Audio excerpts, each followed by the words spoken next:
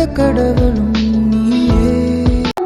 தரவே இறைமான்மை என்றே பெறவே புவி வாழ்வை நாமும் தரவே இறைமான்மை என்றே பெறவே விரைவாய் வருவோம் தேவனருள் பெறுவோம் இறைவன் நிழலில் வாழ்வின் பொருள் பெறுவோம் வாராயிரை திருக்குலமே வாழ்வாய் பேருடனே.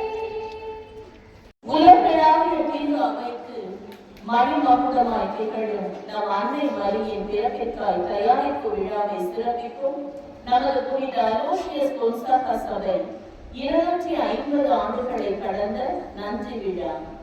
அன்னை மரியாவும் உன்னதமான ஆசிரியரே, நம் பள்ளியில் பணிபுரியும் ஆசிரியர் பெருமக்களின் நன்றி விழா. எனவே நாம் மிகுந்த நன்றி விழத்தோடும் உள்ளார்ந்த அன்போடும் ஆசிரியர் பணிபுரியும் அனைவருக்குமாய் ஜெபிப்போம். அதிலும் மிக சிறப்பாக நமது ஆசிரியர்களுக்காய் ஜெபிப்போம். ஆண்டவர் தம் மக்களுக்கு ஆற்றல் அளிப்பாராக, ஆண்டவர் தம் மக்களுக்கு சமாதானம் அருள்வாராக, ஆண்டவர் தம் மக்களுக்கு ஆசி வழங்குவாராக என்ற திருப்பாடல் 89:11 நமது ஆசிரியர்கள் வாழ்வில் நிறைவேற ஜெபிப்போம். கற்றுக் கொடுக்கும் நம் அனைவருக்கும் நல்ல உடல் உள்ள ஆன்மீக நலன்களை அருள வேண்டும் ஜெபிப்போம். சகோதரிகளே, எவரும் தம்மை தாமே ஏமாற்றிக் கொள்ள வேண்டாம். இவ்வுலகில் தங்களை ஞானிகள் என்று கருதி கொள்வோர் தாங்களே மடையராகட்டும். அப்போது அவர்கள் ஞானிகள் ஆவார்கள். இவ்வுலக ஞானம் கடவுள் முன் மடமையாய் உள்ளது. பணிவாழ்வுக்கு தங்களை அர்ப்பணித்து இப்பணியை சிறப்புடன் வழிநடத்தும் எங்கள் தாளாளர், தலைமை ஆசிரியர், உதவி தலைமை ஆசிரியர்கள், ஆசிரியர் அருட்சகோதரிகள் அனைவரையும் உம் ஆசிரியர் வழிநடத்துமாறு இறைவன் மன்றாடுகிறோம். போதகர்களுக்கெல்லாம் போதகராய் திகழ்ந்த இயேசுவே, ஆசிரியர் திருவிழாவை கொண்டாடும் இந்நாளில் ஆசிரியர்களையும் ஆசிரியர் குடும்பத்தினரையும் ஆசீர்வதியும். இயேசுவின் திருவிழத்தை நீ நிறைவேற்றியது போல ஆசிரியர்களிடம் ஒப்படைக்கப்பட்ட மாணவியரின் நல்வாழ்வை நாள்தோறும் பணியாற்ற அவர்களுக்கு வேண்டிய ஞானம், அறிவு, ஆற்றல் தந்து வழிநடத்துமாறு இறைவா உம்மை மன்றாடுகிறோம். அனைத்தும் பகிர்ந்தே வாழ்வோம், இதுவே என் காணிக்கை, இதுவே என் காணிக்கை, இதுவே என் காணிக்கை. நீயே எங்கள் கண்கள் கண்ட கடவுளும் நீயே. நீயே நீயே நீயே எமக்கு கல்வி தந்த இறைவனும் நீயே. நீயே நீயே நீயே வருகவே செந்தமிழில் கவி பாடி உளமாற வரவேற்போம்.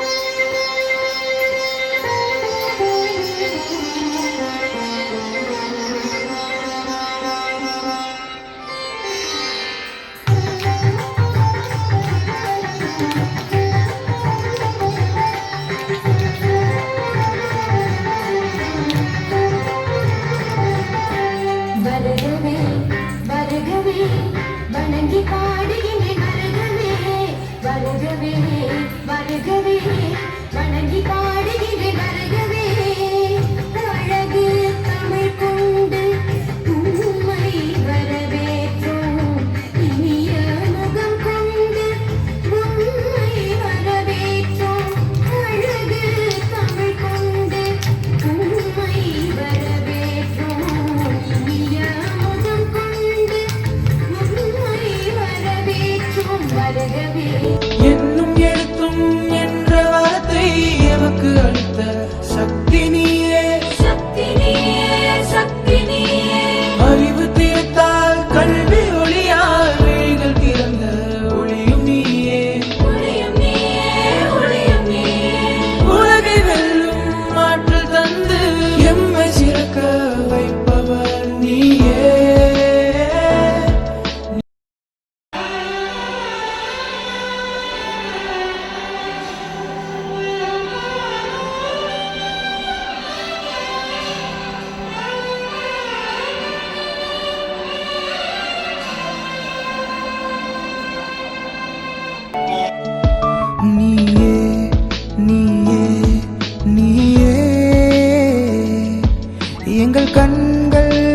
கடவுளும் நீயே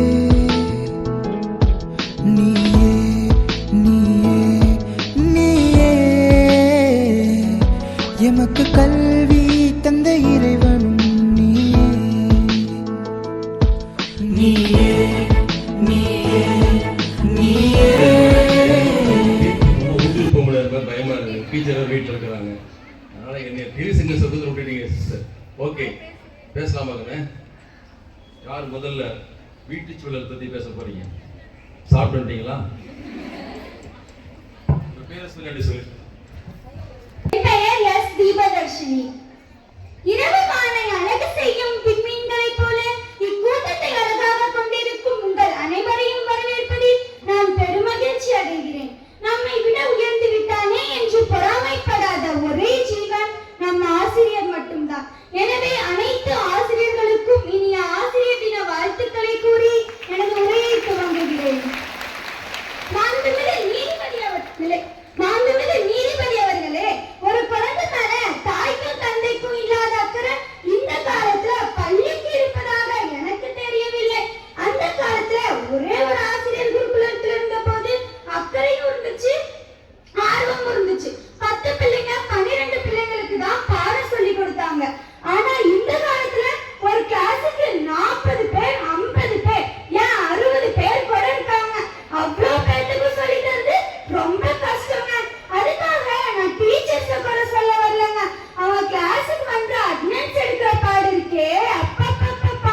D Divya, D Divya, B Divya, B Divya, இப்படி இனிஷியல் மட்டும்தான் மாறி மாறி இருக்கும். யாருக்கு யார் பிரசன்ட் சொல்றாங்கன்னே தெரியாது. யாருக்கு பிரசன்ட் சொல்றது, யாருக்கு அப்சன்ட் சொல்றதுன்னு தெரியாம வேட்டு விழுந்து போயிருப்பாங்க. நம்மளுடைய பிள்ளை ஊனமாகவே இருந்தாலும் அவனை உலகம் பாராட்டுகிற பிள்ளையாக உருவாக்க வேண்டும் என்ற அக்கறையும் ஆர்வமும் தாய் தந்தைக்கு மட்டும்தாங்க இருக்கு. ஒரு தாய் தன்னுடைய பையனை ஸ்கூல்ல சேர்த்துட்டு முதல் நாள் வீட்டுக்கு வந்தது கேக்குறாங்க, என்னடா உங்க ஸ்கூல்ல சொல்லி கொடுத்தாங்க அப்படின்னு. சைலண்ட். இதுதாம்மா சொல்லி கொடுத்தாங்க அப்படின்னு இந்த பையன் சொல்றான். வீட்டுல எல்லாம் டிவி ஓடுது, அது ஓடுது, இது ஓடுதுங்கிறாங்க. எங்க அம்மாலாம் அப்படிலாம் இல்லைங்க. கம்ப்யூட்டரை விட வலிமையானவர்கள்.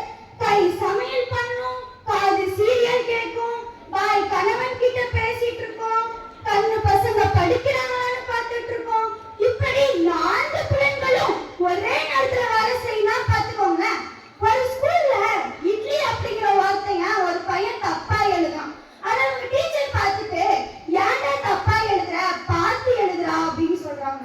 அதுக்கு அந்த பையன் சொல்றான், பார்த்து எழுதினால் மதிப்பெண் பெற்றால் என் தாய்க்கு பிடிக்காது என்று. அப்படி கூறிய மாணவர் தான் இன்று நம் மன்னர் காந்தியடிகள். நடுவர் அவர்களே, நீங்க கொஞ்சம் யோசிச்சு பாருங்க. எல்லா மாணவிகளும் ஸ்கூலுக்கு வரும்போது எப்படி வராங்க? ரொம்ப டென்ஷனா, பயத்தோட, நம்ம மிஸ் என்ன டெஸ்ட் சொல்ல போறாங்க அப்படின்னு கவலையா வராங்க. ஆனா அதே மாணவிங்க ஈவினிங் வீட்டுக்கு போகும்போது நம்ம அம்மா என்ன ஸ்நாக்ஸ் வச்சிருப்பாங்க, என்ன சாப்பிடலாம் அப்படின்னு சந்தோஷமா போறாங்க. அதுதாங்க ஐயா வீடு.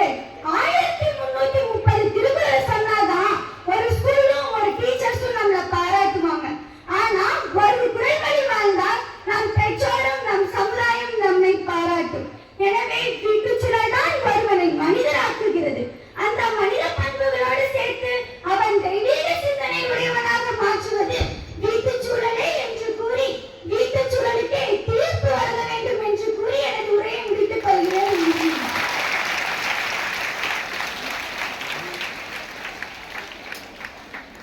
ஹலோ.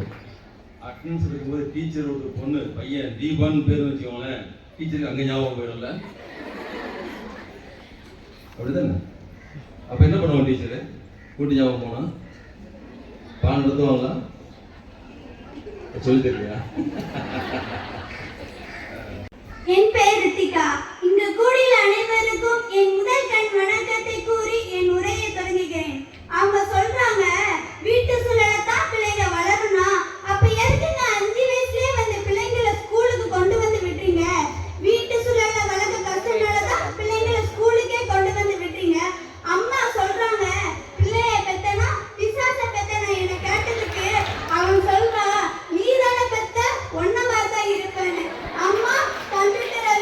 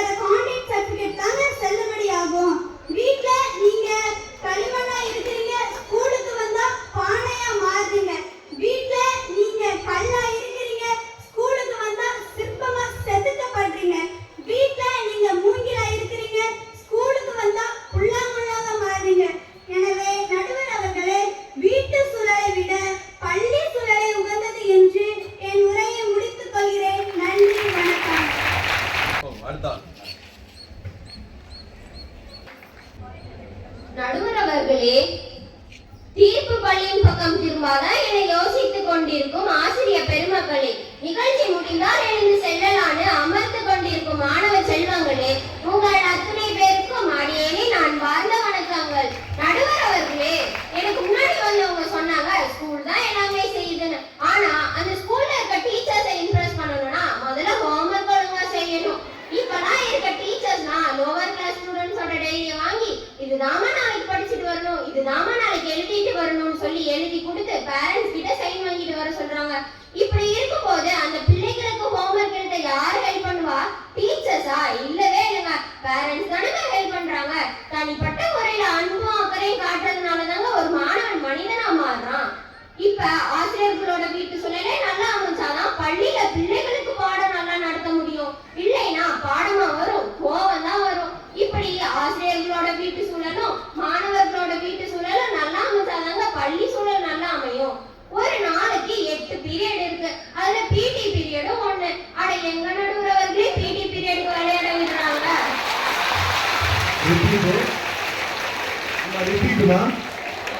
ஒரு நாளைக்கு 8 பீரியட் இருக்கு, அதுல பிடி பீரியடும் ஒண்ணு. அட எங்க நடுவர்களே பிடி பீரியடுக்கு விளையாட விடுறாங்க.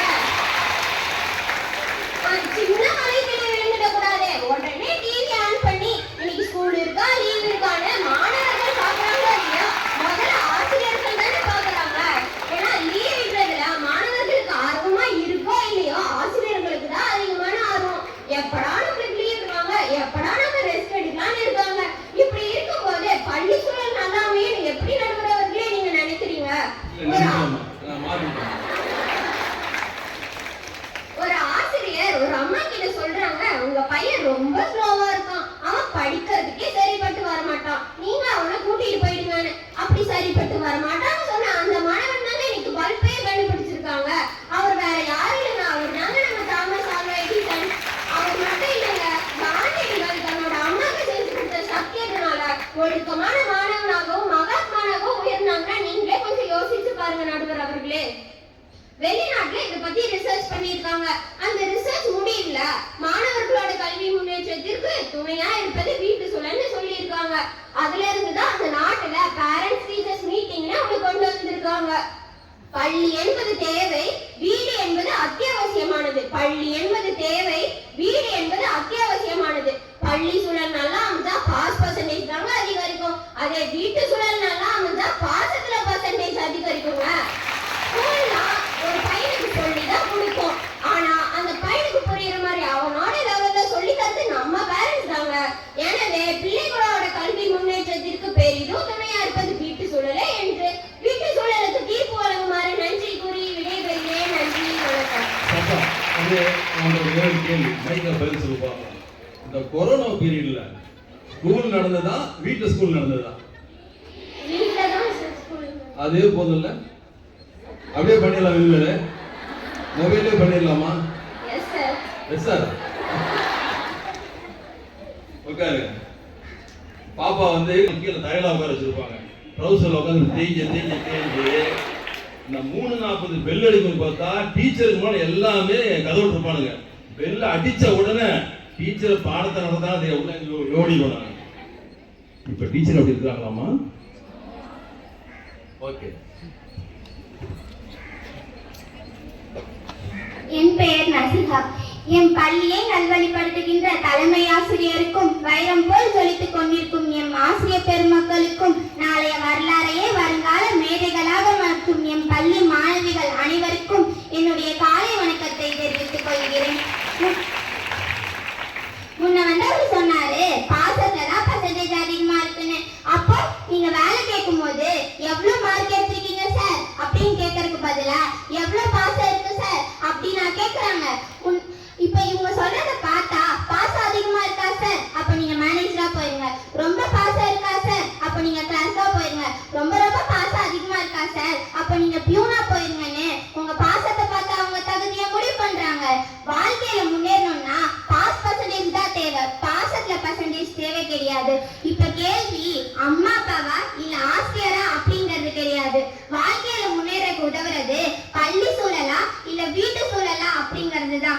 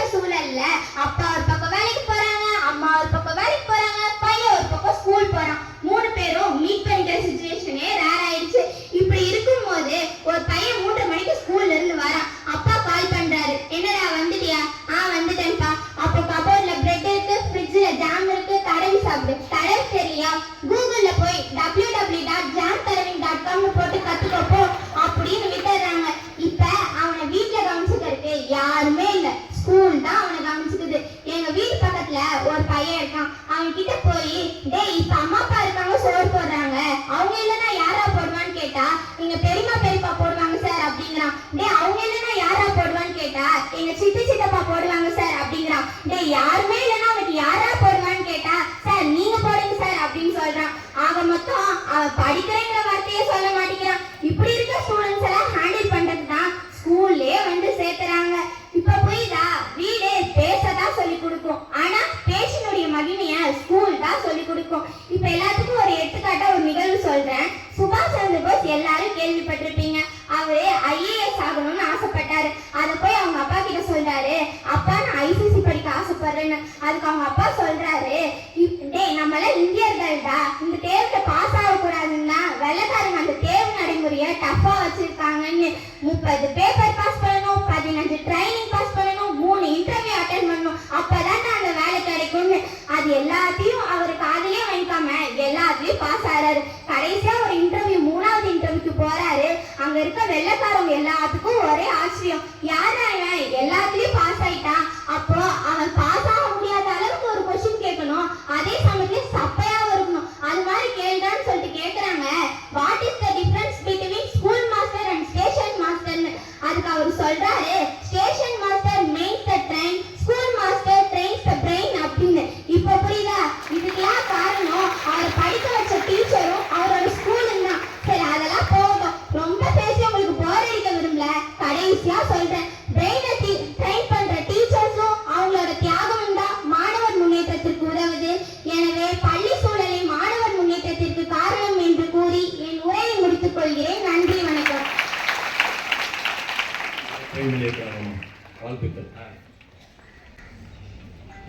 என் பெயர் வி. இளவரசி. காலையில் பள்ளிக்கு வந்து பள்ளி பணிகளை செய்து மாலை வீடு திரும்பும் என் தலைமை ஆசிரியர் அவர்களுக்கும் மாணவர்களை நல்வழிப்படுத்தி அயராது உழைத்துக் கொண்டிருக்கும் என் பள்ளி ஆசிரியர்களுக்கும் படிக்கிறேன்னு சொல்லிட்டு ஸ்கூலுக்கு வந்திருக்கும் மாணவ கண்மணிகளுக்கும் மாணவர்களை ஈர்க்கும் வண்ணம் கலர் கலராக மேக்கப்பட்டு வந்திருக்கும் என் பள்ளி நடனக்குழு மாணவர்கள் உங்கள் அனைவரையும் வருக வருக என வரவேற்கின்றேன். பட்டிமன்ற நடுவரே, நீங்க நல்லா யோசிச்சு பாருங்க. முன்ன பேசிட்டு போனவர் சொன்னாரு 6 மணி வரைக்கும் ஸ்கூல்ல ஒரு ஊரே உட்கார வச்சிட்டு இருக்காங்கன்னு. என்ன எல்லா நாளும் 6 மணி வரைக்கும் ஸ்கூல்ல ஒரு ஊரே உட்கார வச்சிட்டு இருக்க முடியும்? இல்ல எல்லா நாளும் டீச்சர்ஸ் டே செலிப்ரேஷன் நடக்குதா? இங்கெல்லாம் கிராண்டா டெக்கரேஷன் பண்ணி கலர் கலரா இருக்கிறதுனால வந்து உட்காந்துட்டு இருக்காங்க. இல்லைன்னா வந்து உட்காந்துட்டு இருப்பாங்களா நடுவரே? ஒரு பிள்ளைய தன்னுடைய பெற்றோர்களாலவே கண்ட்ரோல் பண்ண முடியலனா ஒரு வகுப்பறையில இருக்கிற 40-60 மாணவர்களை ஆசிரியர்களால மட்டும் எப்படி கண்ட்ரோல் பண்ண முடியும்? அப்படி கண்ட்ரோல் பண்ற அளவுக்கு ஆசிரியர்கள்லாம் என்ன சூப்பர்மேனா, ஸ்பைடர்மேனா? நீங்க கல்ல அனுப்புறீங்க, நாங்க சிற்பத்தை செதுக்குறோம்னு சொன்னாரு. என்ன எல்லா கல்லையுமா சிற்பமா செதுக்குறீங்க? ஒரு சில கல்லை மட்டும் தானே சிற்பமா செதுக்குறீங்க. சில கற்களை உளியால அடிக்கும் போதே அந்த உளியோட வேகத்துல அந்த கல்லு உடைஞ்சிரும். அந்த கல்லோட தன்மையை நிர்ணயிக்கிறதே வீட்டு சூழல் தான் நடுவரே. நடுவரே, டெண்டுல்கரோட ஒரு புத்தகம் படிச்சேன், பிளே வித் மை வேன்னு சொல்லிட்டு. அது புத்தகத்தோட பேரு. டெண்டுல்கர் தெரியாத ஒரு பிள்ளைங்க கூட கிடையாது. இந்திய விளையாட்டு கிரிக்கெட்டை உலக அரங்கில் உயர்த்திய பெரிய ஆளவர். அந்த புத்தகத்துல அவர் என்ன சொல்லியிருந்தார் தெரியுமா? நான் இவ்வளவு மாறி இருக்கிறேன்னா அதுக்கு ஒரே காரணம் என்னுடைய தந்தை தான் அப்படின்னு சொல்லியிருந்தாரு. நான் விளையாடுற காலத்துல எனக்கு ஒரு விஷயம் சொன்னாரு அவரு. வாழ்க்கைங்கிறது ஒரு புத்தகம், அது பல பக்கங்களை கொண்டு இருக்கும். ஒவ்வொரு பக்கமும் நமக்கு ஒரு படிப்பு சொல்லி தரும் சொன்னாரு. வாழ்க்கையில வெற்றி தருகின்ற மரியாதைகளை விட தோல்விகளும் அவமானங்களும் ஒரு ஆசிரியராக இருந்து தரும் படிப்பினை தான் மிகச் சிறந்து என்றார் அந்த தந்தை. மகனே, நீ ஒரு விளையாட்டு வீரன் என்று மக்கள் பேசுவதை விட நீ சிறந்த மனிதன் என்ற பண்போடு இருப்பதைத்தான் நான் ஒரு தகப்பனாக எதிர்பார்க்கிறேன் என்றார். அப்ப இந்த அளவுக்கு டெண்டுல்கர் வளர்ந்திருக்கிறாருன்னா அதுக்கு காரணம் யாருன்னு நினைக்கிறீங்க? அவருடைய வீட்டு சூழல் தான் நடுவரே. இப்பெல்லாம் வீட்டுல தர பாதுகாப்ப நமக்கு பள்ளிக்கூடத்துல தர முடியுமா? ஒன்னும் இல்ல. சின்னதா ஒரு காய்ச்சல் வந்துட்டா போதும், உடனே ஸ்கூல்ல இருந்து போன் வரும். வருமா இல்லையா நடுவரே? என்ன சொல்லுவாங்க? ப்ளீஸ் கால் யுவர் மதர்னு. உடனே ஒரு பேப்பர்ல போன் நம்பர் எழுதிட்டு போய் மிஸ் கிட்ட கொடுத்து ஒரு போனை பண்ணி, எங்க உங்க பிள்ளைக்கு உடம்பு சரியில்லை வந்து கூட்டிட்டு போங்கம்பாங்க. அவங்களும் போனை பண்ணி டீச்சர்ஸ் கிட்ட சொல்லிட்டு நம்ம அப்பா அம்மாவும் வந்து ஒரு வண்டி கிண்டி பிடிச்சு நம்மள கூட்டிட்டு போவாங்க. பள்ளிக்கூட சூழல் தான் ஒரு மாணவனை முன்னேற்றது அப்படின்னு சொல்றீங்களே, அப்ப அந்த பள்ளிக்கூடத்திலே அவனை வச்சு பார்த்துக்குது. இன்னும் ஒரு உதாரணம் கூட சொல்லிக்கலாம். சின்னதா சேட்டை செஞ்சுட்டா போதும், நீ நாளைக்கு வரும்போது உங்க அப்பாவை இல்லை உங்க அம்மாவை கூப்பிட்டு வரணுங்கிறாங்க.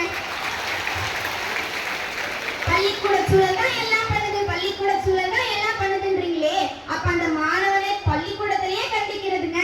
பெற்றோர்கள்லாம் தங்களை தண்ணீரை போல கரைத்து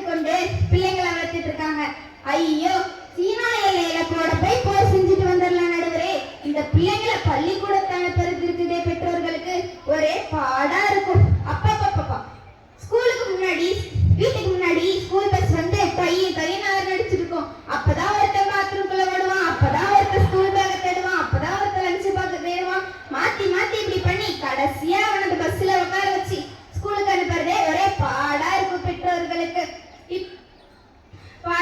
பெற்றோர்களுக்கு. காமராஜர் ஐயாவையே நீங்க நினைச்சு பாருங்க. அவரை படிக்காத மேதை அப்படின்னு சொன்னோம். அவர் நம்ம நாட்டுக்கு முதலமைச்சர் ஆவர்ல, அதுக்கு காரணம் யாருன்னு நினைக்கிறீங்க நடுவரே? அவருடைய வீட்டு சூழல் தான் நடுவரே. 8 மணிக்கு கோச்சிங் வைக்கிறாங்களா, 5 மணிக்கு கோச்சிங் வைக்கிறாங்களா, அப்புறம் சனிக்கிழமை லீவ கூட கோச்சிங் வைக்கிறாங்களா. இப்பெல்லாம் பண்ணா மாணவர்களால மட்டும் என்ன பண்ண முடியும் நடுவரே? எனவே பள்ளி பங்காற்றுகிறது, இல்லம் தான் பாசத்தோடும் பிரியத்தோடும் இன்னும் பங்காற்றுகிறது. ஒவ்வொருவரும் அவர்களுடைய பெற்றோர்களை நினைத்து பாருங்கள், அவர்கள் உள்ளத்தில் இருக்கிற உண்மை தெரியும். எனவே வீட்டு சூழல் தான் ஒரு மாணவனை முன்னேற்றும் என்று கூறி என் உரையை முடித்துக் கொள்கிறேன். நன்றி, வணக்கம்.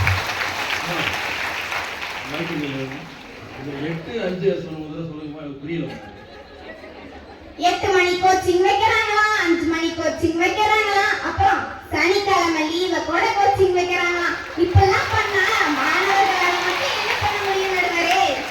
இந்த கைத்தட்டல் வந்து வைக்கிறதுக்கு பாராட்டாலும் வைக்க வேணாம்னு சொன்னாங்க.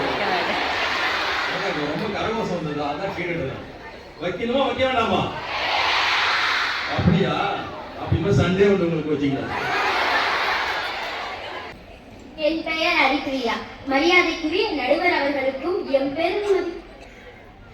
பெரும் மதிப்பிற்குரிய தலைமை ஆசிரியர் அவர்களுக்கும் இங்கு சிறப்பு விருந்தினர் அவர்கள் புரிந்துள்ள ஆசிரியர் பெருமக்களுக்கும் நமது இந்திய நாட்டின் எதிர்கால தூண்களாக விளங்கும் மாணவ செல்வங்களுக்கும் எனது முதற்கண் வணக்கத்தை தெரிவித்துக் கொள்கிறேன்.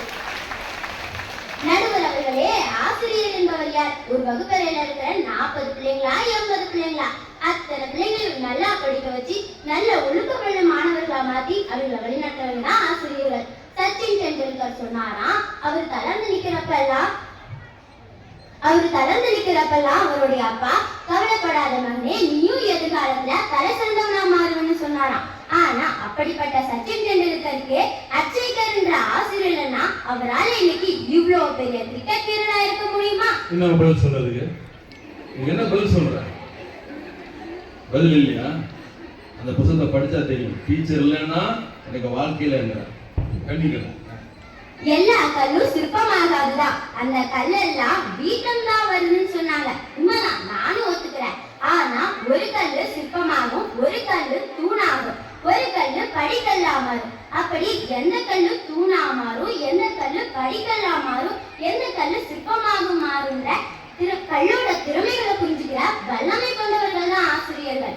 மாணவனுடைய தனித்திறமையை தெரிஞ்சுக்கிட்டு அந்த தனித்திறமையில அந்த மாணவனை வளர்த்து எதிர்காலத்துல தலை சிறந்தவர்களை மாற்றக்கூடிய உண்டுகோலாவும் விதை உண்பவர்களாகவும் இருப்பவர்கள் தான் ஆசிரியர்கள். ஒரு மாணவன் ஒரு நாள் ஸ்கூலுக்கு வரலன்னா அந்த ஆசிரியர் அவனுக்கு உடம்பு சரியில்லாம இருந்திருக்கும், அதனால ஸ்கூலுக்கு வரலன்னு சொல்லி விட்டுருவாரு.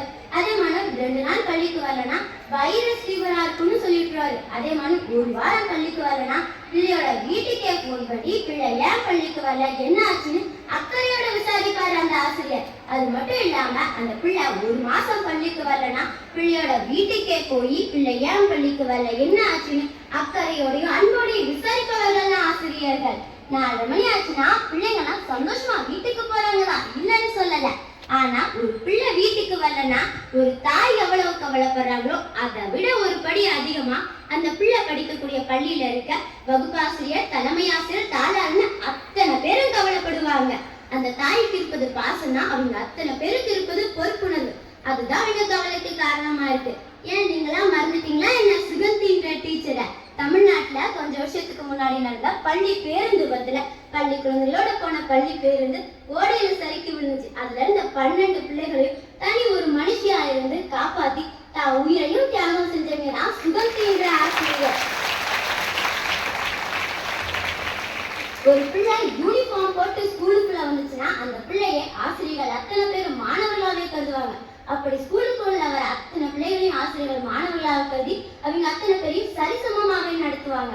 அப்படிப்பட்ட ஆசிரியரையும் சில மாணவர்கள் என்னதான் கிண்டல் கேலி பண்ணாலும் அந்த மாணவனும் வருங்காலத்துல தலை சிறந்தவனா மாறணும்னு நினைக்கிறாங்க. அதான் ஆசிரியர். அதுதான் ஆசிரியரோட இயல்பா இருக்குது. அதுதான் ஆசிரியரோட இயல்பா இருக்குது. ஸ்கூல்ல போட்டி வைக்கிறாங்க, அதுல ஜெயிக்கிற பிள்ளைங்களுக்கு மேடையில பரிசு தராங்க. எதுக்காக? அடுத்த பரிசலுக்கு உள்ளால தானும் மேடை ஏறி பரிசு வாங்குற எண்ணம் கீழே உட்கார்ந்து கை தட்டி பார்த்துட்டு இருக்க அத்தனை பிள்ளைங்களோட மனசுலயும் வரணுன்றதுக்காகத்தான். ஒரு பொது நிகழ்ச்சியில ஒரு நபர் அவங்க அப்பா அம்மா பேரை சொன்னா அது அவங்க அப்பா அம்மாவுக்கு சொல்ற பெருமையா தான் இருக்குமே தவிர அவரோட பெருமையா இருக்காது. அதுவே அவர் படிச்ச பள்ளியோட பேரை சொன்னா அது அவருக்கே பெருமையா மாறுது. காமராஜர் படிக்காத மேதைதான், முதலமைச்சர் தான். ஆனா அவர் படிக்காத மேதையா இருந்ததாலதான் அவருக்கு படிப்போட தேவை புரிஞ்சுட்டு நூற்றுக்கணக்கான பள்ளிகளை உருவாக்கினாரு, ஆயிரக்கணக்கான பிள்ளைகளை படிக்க வச்சாரு. நடுவர்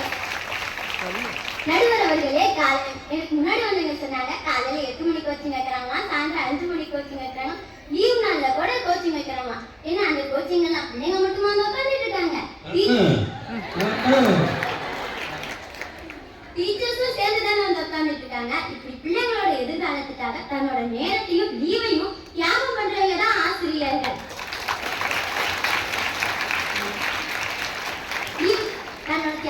தன்னோட நேரத்தையும் லீவையும் தியாகம் பண்றவங்க தான் ஆசிரியர்கள்.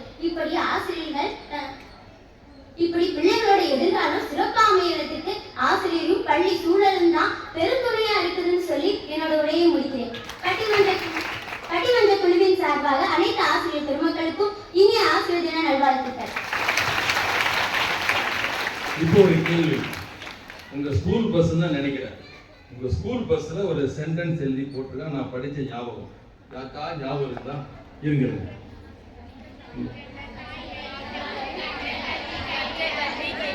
உங்கள் சார்பா பாப்பா பேசணும். என்ன எழுதி போட்டிருக்கு? பெற்ற தாய் கைவிட்டாலும் கற்ற கல்வி கைவிடாது. தீர்ப்பு வச்சுக்கலாமா? தீர்ப்பு வச்சிடலாமா? அவங்க பேசும் பொழுது இங்க கைத்தட்டல் அதிகமானது, நீங்க ஒத்துக்கிறீங்கன்னு நினைக்கிறேன்ல. அப்போ ஸ்கூல் தான் பெஸ்ட் இல்ல? ஆமாவா? நம்ம அவங்க ஆமாட்டாங்கம்மா. நிச்சயமா வீட்டு சூழல் இல்லை என்றால் பள்ளிக்கு வர முடியாது, ஆனா பள்ளி சூழல் என்றால் வீட்டுக்கு செல்ல முடியாது இல்லையா?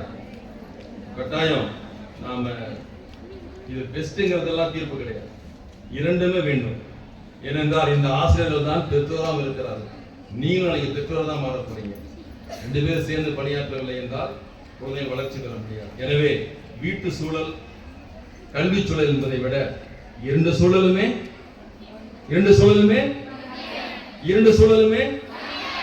அப்படின்னு நீங்க தீர்ப்பு சொல்றீங்க சொல்லி நான் முடிச்சு வைக்கிறேன். ரொம்ப நீங்களே என் அன்பிற்கினிய மாணவ செல்வங்களே, ஆன்றோர்களே சான்றோர்களே, என்னை போன்றோர்களே, வையகமே வானகமே, என்னை வாழ வைத்த தமிழகமே, உங்கள் அனைவருக்கும் என் முதற்கண் வணக்கம். ஏற்றி பேச வந்திருக்கிறேன், தாருங்கள் தங்கள் கவனங்களை.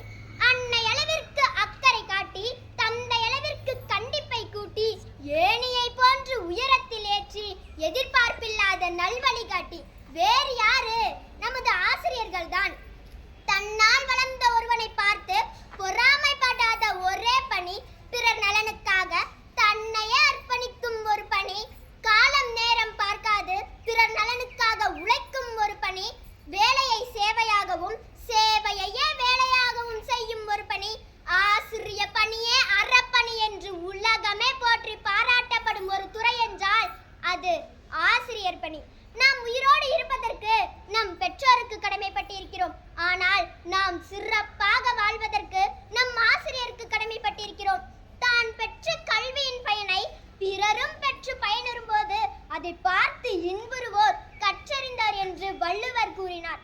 ஆசிரியராக தன் வாழ்க்கையை ஆரம்பித்து நமது நாட்டின் மிக பெரிய பதவியான குடியரசுத் தலைவர் பொறுப்பை ஏற்ற பாரத ரத்னா டாக்டர் ராதாகிருஷ்ணன் அவர்களின் பிறந்த நாளைத்தான் ஆசிரியர் தினமாக நாம் கொண்டாடுகிறோம். கல்வி என்பது எழுத்தறிவை மட்டும் கொடுக்கக்கூடியதாக இருக்கக்கூடாது, அது ஒரு மனிதனை சிந்திக்க வைப்பதாகவும் புரிந்து கொள்ள வைப்பதாகவும் பொறுமையை வளர்ப்பதாகவும் இருக்க வேண்டும் என்று வலியுறுத்தியவர் டாக்டர் ராதாகிருஷ்ணன் அவர்கள்.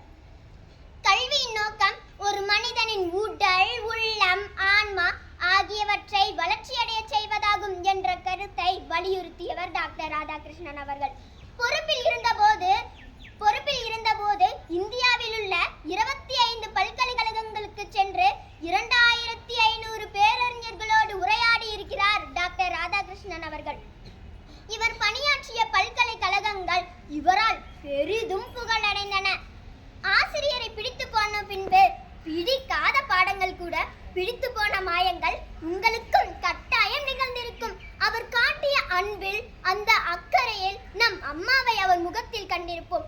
அந்த பேச்சில் நம் அப்பாவையும் கண்டிருப்போம்.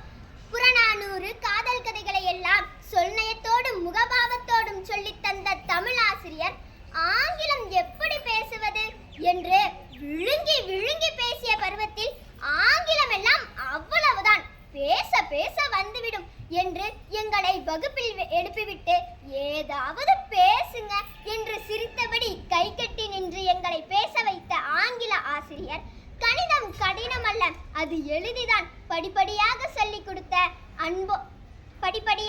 கொடுத்த கணித ஆசிரியர், அறிவியலை அதிசயித்து பார்க்க வைத்த அறிவியல் ஆசிரியர், வரலாற்றை ரசித்து படிக்க எங்களை கடந்த காலத்திற்கு கூட்டி போன வரலாறு ஆசிரியர், வேண்டாம் வேண்டாம் என ஒதுங்கி நின்றாலும் நீ உயரமாயிருக்கிறாய், நன்றாக விளையாடுவாய் என்று எங்களை அணியில் சேர்த்து உற்சாகப்படுத்திய உடற்பயிற்சி ஆசிரியர் என்று இதயத்தை தொட்டு போன முகங்கள் இன்று நம் பசுமையான நினைவிற்கு வந்து போகிறது. ஒரு நல் ஆசானை போல அன்போடும் அக்கறையோடும் ஆசையோடும் சொல்லித் தந்த அனைத்து உயர்ந்த உள்ளங்களுக்கும் வணக்கங்களோடு ஆசிரியர் தின நல்வாழ்த்துக்கள் என்று கூறி விடைபெறுகிறேன்.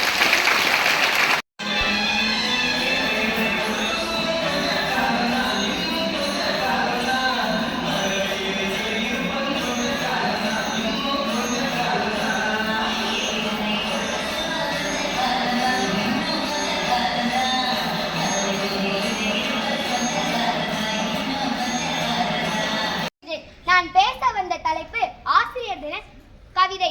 பச்சிளம் குழந்தைக்கு பாலூட்டும் அன்னையாய், தவழும் குழந்தைக்கு தாளாட்டும் தாயாய், விளையாட்டு பிள்ளைக்கு வித்தை தரும் குருவாய், கட்டுமர கப்பலுக்கு கரை காட்டும் கலங்கரையாய், அலையாட வாழ்க்கையிலே நிலைத்தாட வைத்திருக்க சோர்ந்த உள்ளங்களில் சுடர் விளக்காய் மாறி ஏணியாய் தானிருந்து எந்த நாளும் துணிந்திருந்து அன்பென்ற விதை விதித்த நல்லாசிரிய பெருமக்களே, 4 சுவற்றுக்குள்ளே நடைபழகிய எனக்கு நாடறிய வைத்த உங்களுக்கு நன்றி என்னும் ஓர் வார்த்தை போதாது போதாது.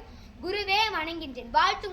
உலகில் உள்ள எல்லா ஆசிரியர் பெருமக்களுக்கு இன்றைய நாள் ஆசிரியர் தின விழா என்ற மாபெரும் விழா நடக்கின்றது.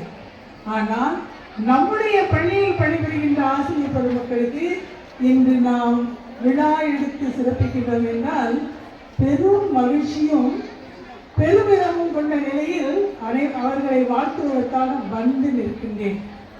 அன்பான ஆசிரியர் பெருமக்களே, நீங்கள் பள்ளியில் பணிபுரிகின்றீர்கள், சிறப்பாக பணிபுரிகின்றீர்கள். உங்களை வாழ்த்துவதற்கு வந்து நிற்கின்றேன் என்றால் மகிழ்ச்சியோடும் பெருமையோடும் உங்களை வாழ்க வாழ்க என்று வாழ்த்துகின்றேன். அன்பை காட்டி அறிவை வளர்க்கும் ஆசானே, பாசம் காட்டி பாடம் புகட்டும் ஆசானே, மடமை நீக்கி மனதை தேற்றும் ஆசானே, கடமை தவறா கண்ணிய மாறா ஆசானே. வணக்கம் வணக்கம் குருவே வணக்கம், வணக்கம் வணக்கம் எங்கள் குருவே வணக்கம். அன்பை காட்டி அறிவை வளர்க்கும் ஆசானே, பாசம் காட்டி பாடம் புகட்டும் ஆசானே.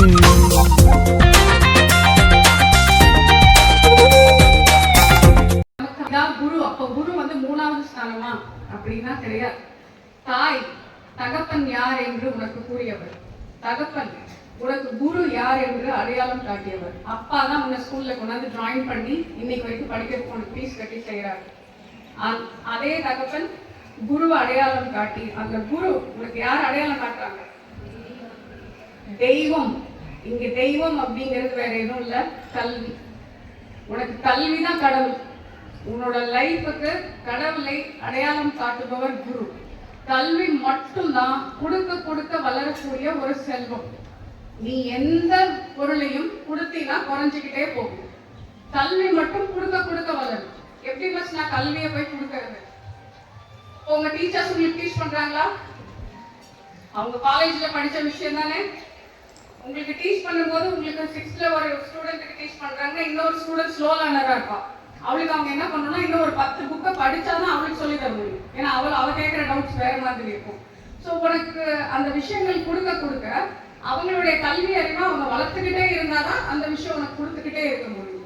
ஸோ அப்படிப்பட்ட ஒரு கல்வி அறிவான கல்வி கடவுளை உங்களுக்கு கொடுப்பவர் ஆசிரியர். அந்த கல்வியை பெற்றுக்கொண்டு நம்முடைய கடவுள், நீங்க வணங்கக்கூடிய அத்தனை தெய்வங்களையும் உங்களால் அடையாளம் கண்டு கொள்ள முடியும் என்ற நம்பிக்கையோடு கல்வி கடவுளை உங்களுக்கு காட்டி கொடுப்பவர் தான் குரு. மக்களை, இந்த நல்ல நாளில் நான் உங்கள் ஒவ்வொருவரையும் சாதனையாளர்களாகத்தான் பார்க்கிறேன். ஏனென்றால் இந்த காலகட்டத்தில் இவ்வளவு மாணவியரை வகுப்பறையில் வைத்து இவர்களை உருவாக்குவது என்பது சாதாரண காரியம் அல்ல. இப்ப நீங்க ஆனால் வகுப்பறைக்கு 40 70 80 வரை மாணவிகளை வைத்து நாம் உருவாக்கி கொண்டிருக்கோம். ஆகவே நீங்கள் அனைவரும் சாதனையாளர்கள் தான். காற்றின் வேகத்தையோ திசையை நம்மளால மாற்ற முடியாது. ஆனால் கப்பலில் பாய்மரத்தை காற்றின் திசைக்கேற்ப நம்மால் மாற்றி அமைக்க முடியும். அந்த முறையை தான் நாம் இந்த நாட்களில் மாணவர்களிடத்தில் கையாள வேண்டப்பட்டவர்களாய் நாம் இருக்கின்றோம்.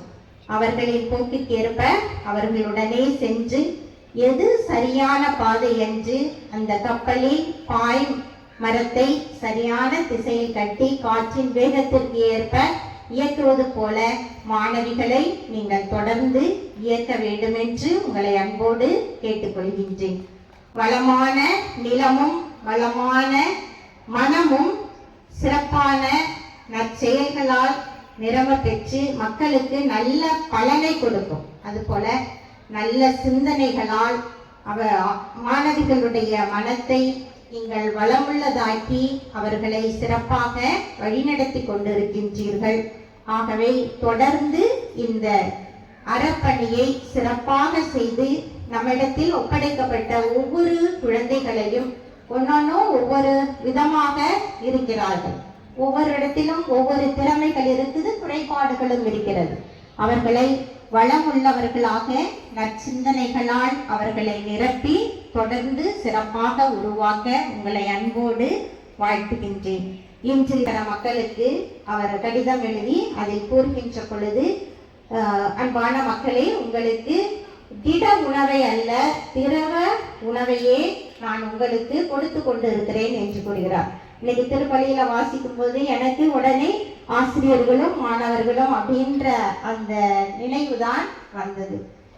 திட உணவு சாலிடா இருக்கிறது என்ன செய்யாது, சீக்கிரமா டைஜஷன் ஆகாது. அதனால எளிதில் உங்களால் புரிந்து கொள்ளக்கூடிய அளவுக்கு தான் ஆசிரியர்கள் உங்க லெவலுக்கு கீழே இறங்கி வந்து உங்களுக்கு சிறப்பான முறையில் பாடம் கற்றுக் கொடுப்பதில் இருந்து உங்கள் வாழ்க்கைக்கு தேவையான பாடங்களான நல் ஒழுக்கங்களை நல்ல பண்புகளை ஒவ்வொரு நாளும் உங்களுக்கு கற்றுக் கொடுத்து கொண்டிருக்கிறார்கள்.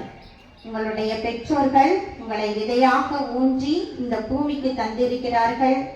ஆசிரியர்களாகிய நாங்கள் நீர் ஊற்றி உரமிட்டு உங்களை உருவாக்கி கொண்டிருக்கின்றோம். அன்பான ஆசிரியர் பெருமக்களை, நாம் நீர் ஊற்றி உரமிட்டு வளர்த்தாலும் இவர்கள் சிறப்பானவர்களாக உருவாகுவது இறைவன் கரங்களில் உள்ளது. இவர்கள் சிறப்பானவர்களாக சாதனையாளர்களாக உருவாகி நிற்கின்ற பொழுது அத்தனை பெருமையும் எல்லாம் வல்ல கடவுளை சேர்வதாக உள்ளது. ஆகவே தொடர்ந்து நாம் அனைவரும் இறைவனை நாம் முன்னோடியாக வைத்து அவர் காட்டிய வழியில் தொடர்ந்து நல்குருவாக கடவுளை நாம் நம்முடைய மனதில் ஏற்று இந்த மாணவ கண்மணிகளை தொடர்ந்து இவர்களை நல்வழியில் உருவாக்கி இவர்களை சிறந்த வெற்றியாளர்களாகவும் சாதனையாளர்களாகவும் நாம் தொடர்ந்து உருவாக்குவோம். இதற்கு எல்லாம் வல்ல இறைவன் நம்மோடு இருந்து நமக்கு நல்ல உடல் மன நலத்தினை தந்து வழிநடத்துவார் என்ற நம்பிக்கையோடு நம்முடைய ஆசிரியர் பணியாற்றிய இந்த அறப்பணியை இந்த சமூகத்திற்கு நாம் தொடர்ந்து ஆற்றுவோம் என்று இன்றைய நாளில் நாம் உறுதி கொள்ளுவோம். இறைவனும் உங்கள் அனைவரோடு இணைந்து உங்களை வழிநடத்துவார். இந்த பள்ளி நிர்வாகம், எங்களுடைய மாநில அன்னை மற்றும் சபை நிர்வாகிகள் அனைவரின் சார்பாக மீண்டுமாக உங்கள் அனைவருக்கும் ஆசிரியர் தின நல்வாழ்த்துக்களை தெரிவித்துக் கொள்கின்றேன். நன்னாளாம் மானிடர் போற்றும் பொன்னாளாம் மாணவர் போற்றும் பெருநாளாம் இன்று ஆசிரியர் தின நாளாம். இப்பெருவிழாவிற்கு நன்றியுரை வழங்க தேர்ந்த இறைவனுக்கு நன்றியுடன் நன்றியுரையை தொடங்குகிறேன். இவ்விழா இனிதே நடக்க துணை செய்த இறைவனுக்கு முதற்கண் நன்றியை தெரிவிக்கின்றேன். கொண்டு அவர்களை வளர்ச்சி பாதையில் வழிநடத்தி வரும் நமது தலைமை ஆசிரியர் அவர்களுக்கு எங்களின் மனம் கனிந்த நன்றியை தெரிவித்துக் கொள்கிறோம். உடையாமல் சிலையும் சிதறாமல் வடித்தெடுக்க வேண்டியவர்கள் மாணவிகள். அத்தகைய மாணவிகளை மூச்சடக்கி பெற்ற முத்துக்களை மலிவாய் அள்ளி வழங்கி அகமகிழும் எனது அறிவு சுரபி எமது அருமை ஆசிரியர்கள் மற்றும் ஆசிரியர் சகோதரிகள், இவ்விழாவினை சிறப்பிக்க உதவிய அனைத்து நல்ல உள்ளங்களுக்கும் எனது மனமார்ந்த நன்றியை தெரிவித்துக் கொள்கிறேன்.